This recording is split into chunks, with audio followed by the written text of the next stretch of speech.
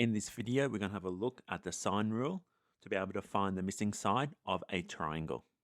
The sine rule states that side A divided by the sine of angle A is going to be equal to side B divided by the sine of angle B, which is also equal to side C divided by sine of angle C. So we can use any combination of the sine rule to be able to find the side length of a missing side or the angle size of a missing angle.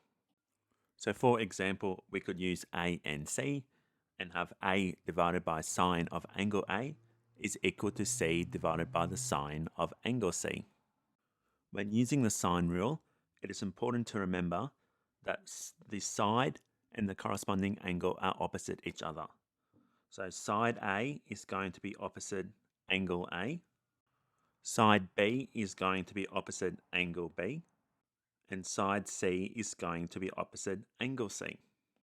So we can use this when we are working through problems involving the sine rule to be able to label our sides and angles to enable us to use the sine rule.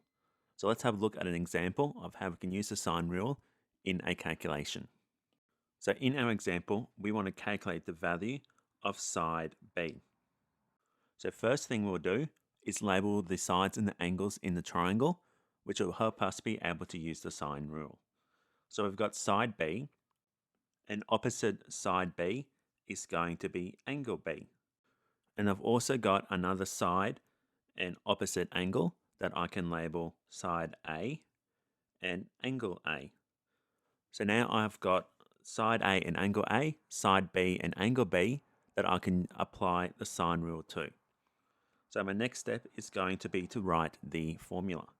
So it is going to be A over sine of angle A is equal to B over the sine of angle B.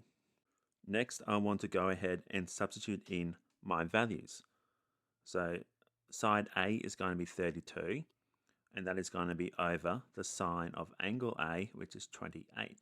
So 32 over the sine of 28. And that is going to equal side B, which is my unknown, so I'll leave it as B, divided by the sine of angle B, which is 48. So now I've got an equation that I can go ahead and solve to be able to find my unknown variable of B. And to do that, I'm going to cross multiply.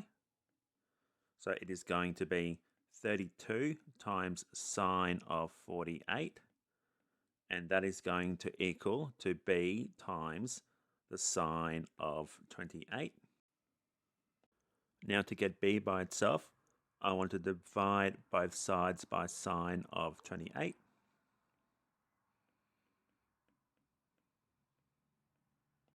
So that will leave me with 32 times sine of 48 divided by sine of 28. And that is going to equal my unknown B value. So my B value is equal to 50.65 meters.